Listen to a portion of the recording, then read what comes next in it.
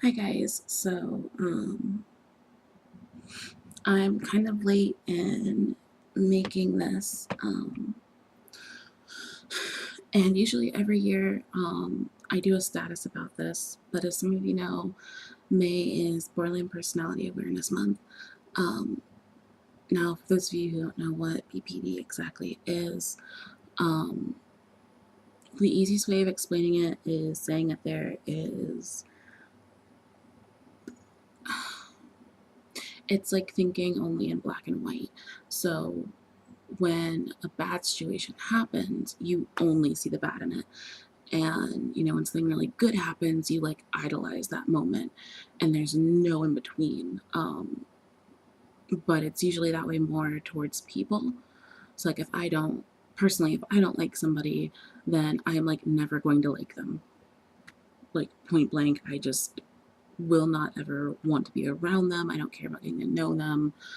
Um, and I'll post a video in the comments that'll explain it a lot better than I ever could.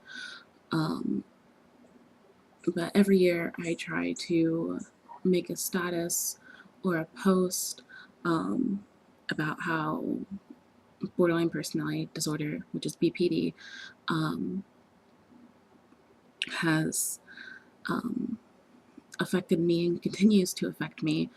Um, Kind of, I guess, in the hopes of breaking apart the stigma that surrounds mental illness.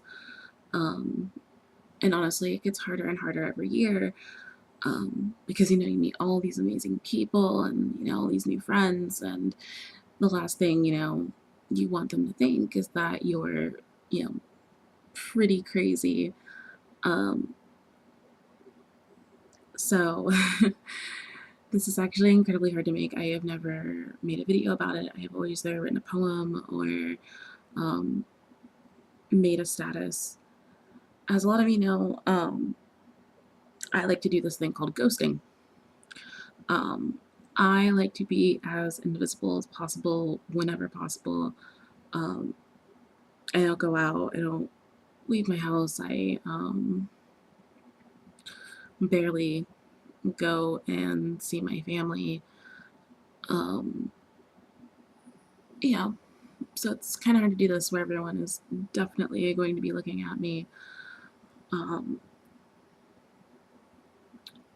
so I thought that this year, seeing as how um, it's been a rough year, there's been a lot going on. Luckily, I have my amazing fiance, um, Miles, to take care of me and support me no matter what. And I have a pretty amazing, handful of friends that I don't know where I'd be without you guys. Um, but so this year, seeing as how I have decided to kind of lay it all on the table, um, I'm going to go back and read stuff from a blog I had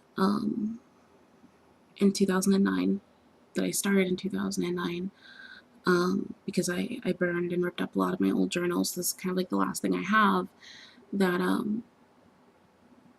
kind of shows my headspace when things were really, really bad.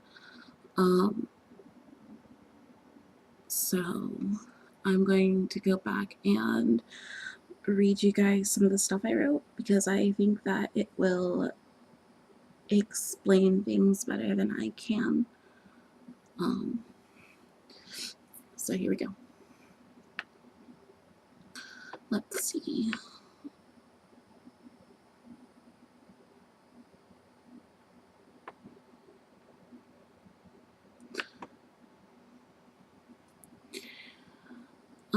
A lot of them are just poems. Um, they're not very good. Please don't expect much. Um,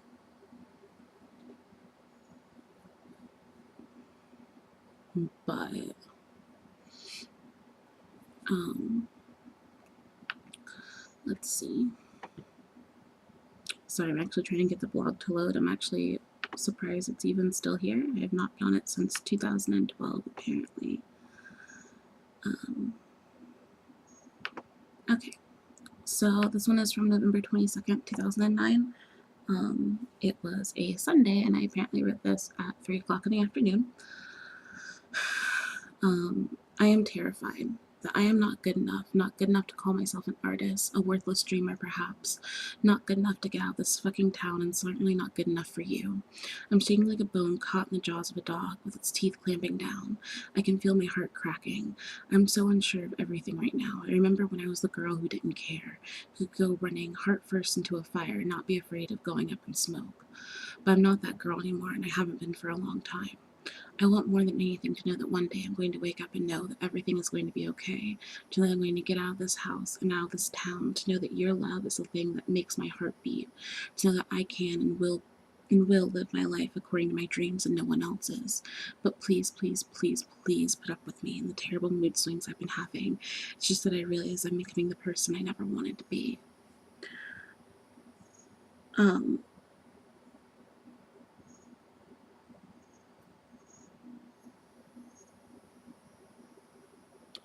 that poem, I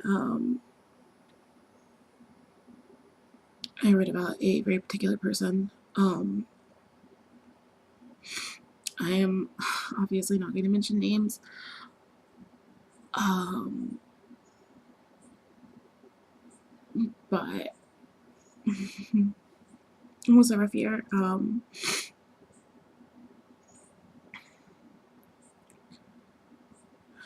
2009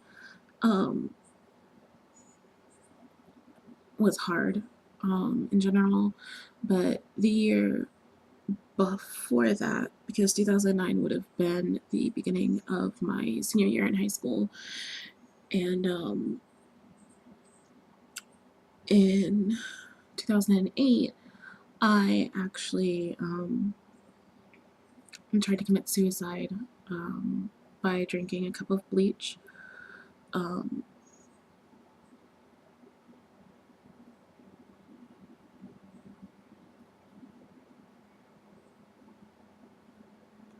and it's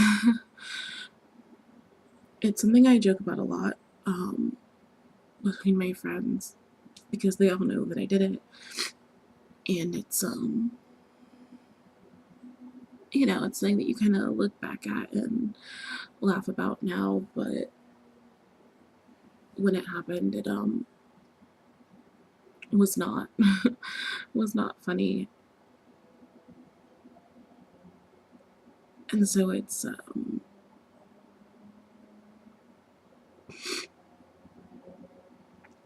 interesting seeing something that I wrote a year later,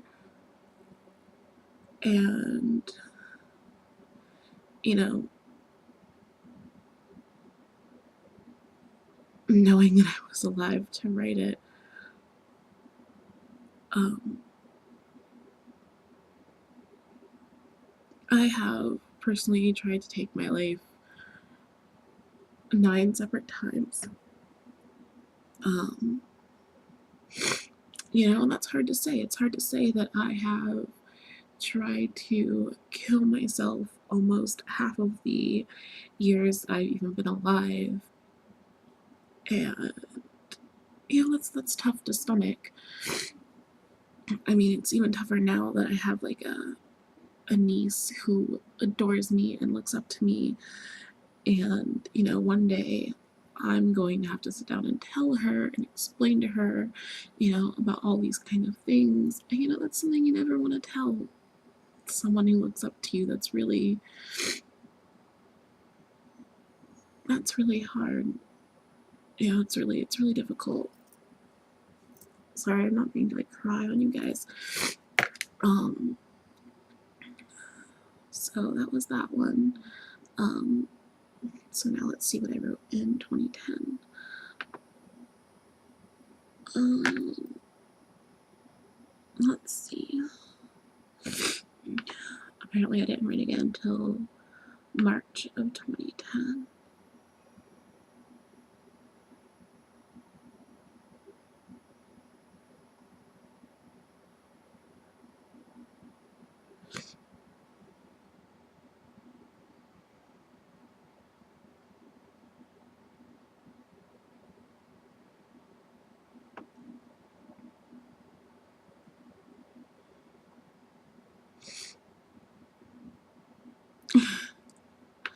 Um,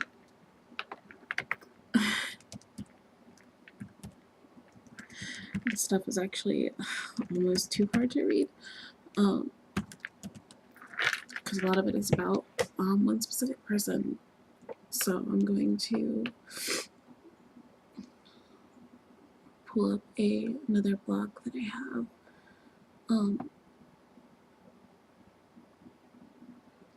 And read you some stuff from that. A lot of this is from 2012. 2012 was an interesting year. A lot happened. A lot happened in 2012.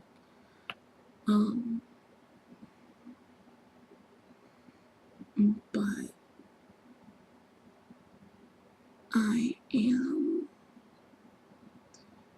going to read something I wrote to my grandmother. She passed away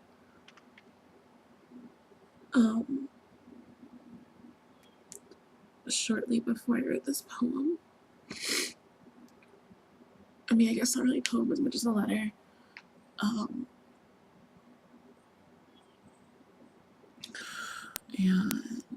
I'm going to read that, and then I'm going to read one more. I'm not trying to keep you guys forever. I doubt anyone will really watch this anyway, but so here it goes. Dear Nanny, I miss you so much that it kills me sometimes. I want more than anything to go lay in your bed while you sit on the edge of it, a cigarette burning in the ashtray, with another between your lips, the bedside window open, your legs crossed at the ankles, as you tell me about the weather and how it's making your bones ache. I want to make hush puppies with you and watch American Idol and listen to you tell me stories about when you were a rum runner. And I just want to mop your floor and drive you to the store. You never even got to see me get my first job, and you'll never see the great-grandchildren that I wanted to give you. There is so much I should have told you when you were alive. I should have told you how strong I thought you were back. I should have told you how strong I thought your back was. You always carried so much. I should have told you that I want to apologize for my grandfather not always being the strongest of men, even if his fist told a different story. But I never got to say any of that. So now, on Thursdays, I go and lay on your front door ramp, like I did as a kid, and whisper to the wood that gave you a million splinters about just how much I miss you. So there's that one.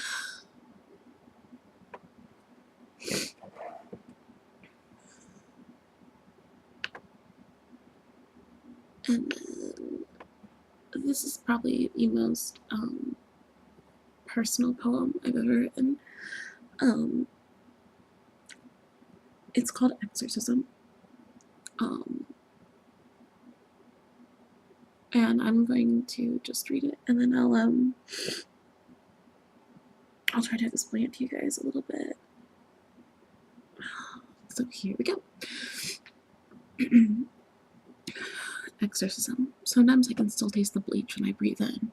I think that maybe I'm still trying to wipe myself clean, perform an exorcism on this body of 19 years. And this body of 19 years has walked across war zones, not overseas, but here on the home front, in the face of domestic landmines and poverty missiles. But I am here, and I have spit in the face of the devil. Shame I had to wipe the mirror clean. Every time she whispers, kiss me in the stained glass light of teen. This is me writing honestly. This is my exorcism, my choir song, filled to the brim with I love yous, take me, take me, take me as I am. I am a broken rosary held in the fist of a refugee, and I am godless in the face of my misfortune. I will not blame my sins on anyone but me. I am the daughter, father, mother, son of strangers I have met, and I am ready to breathe clean.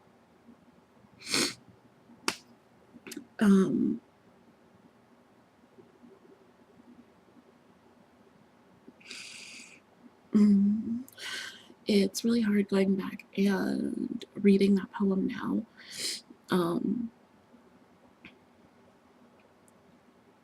Versus when I first wrote it.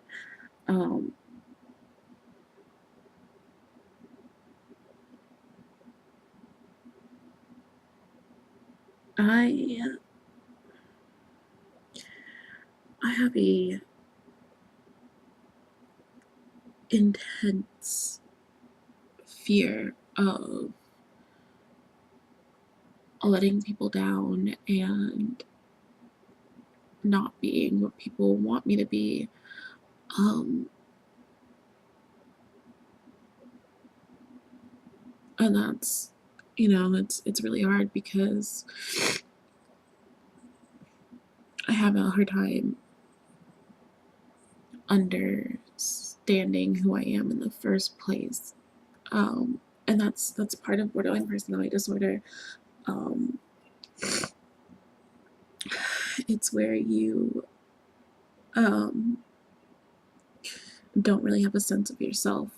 So you feel like you are a million different people all at one time, and it's really hard because it's like you divide yourself and you put yourself in all these little categories, and you can never be one whole person, and it's so hard to keep up with. It's so hard. And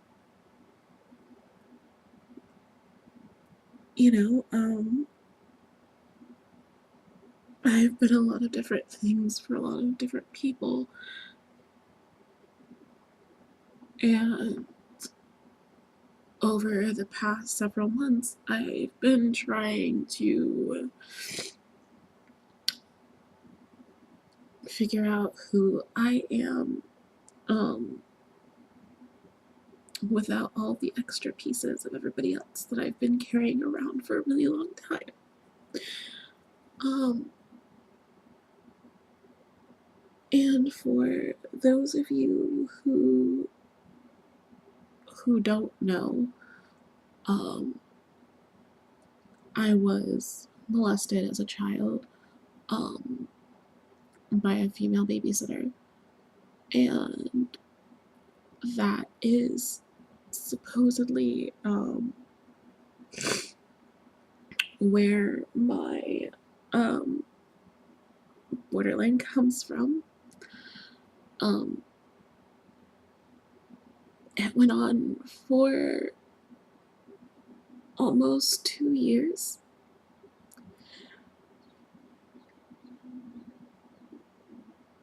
and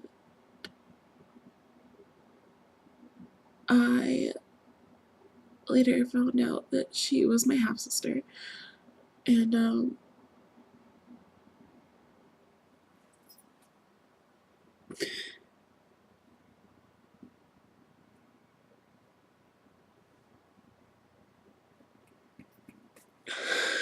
it's something I don't talk about very often, and I really don't like letting people see me cry, but I want my friends to know, because I know a lot of other people who have mental illnesses, and a lot of them tell me they look up to me and that I'm such a strong person, but I want you guys to know that I didn't get this way without struggle. It's it's not easy. Every day is a fight. Every day is a new mood swing. Every day is a new person. It's not fucking easy, and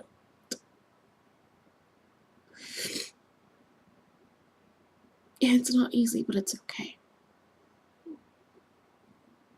It's okay because I know that one day I'm going to wake up and feel grateful. You know, um, I look back now and feel grateful because God knows by all means I should not be here. I should not be alive. And, I am. And you can think Jesus or Buddha or aliens or whatever you want, but I am here, and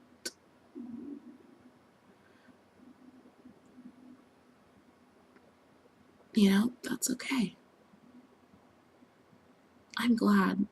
I am glad to be here. I have done and met so many amazing people, um, especially over the past, 3 years. I have had so many amazing opportunities and talked to people from all around the world. And, I have reconnected with people that I fucking burned bridges with. And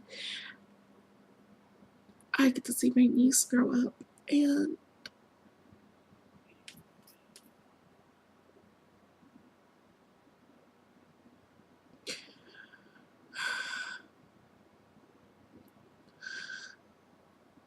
strength is forged.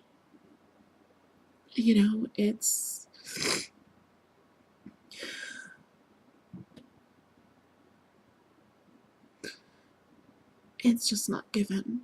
You you make it yourself. And I love every single one of you guys from the bottom of my heart. And if you are still here at the end of this video, congratulations, you made it. But thank you so much. And I'm not gonna say that it's gonna get better because it's a crock of shit. It doesn't get better. It's still hard. It's hard every day and it's always going to be hard. But I will say that I truly believe that with time, it's something that you just kind of learn to live with. And it's almost like having a roommate.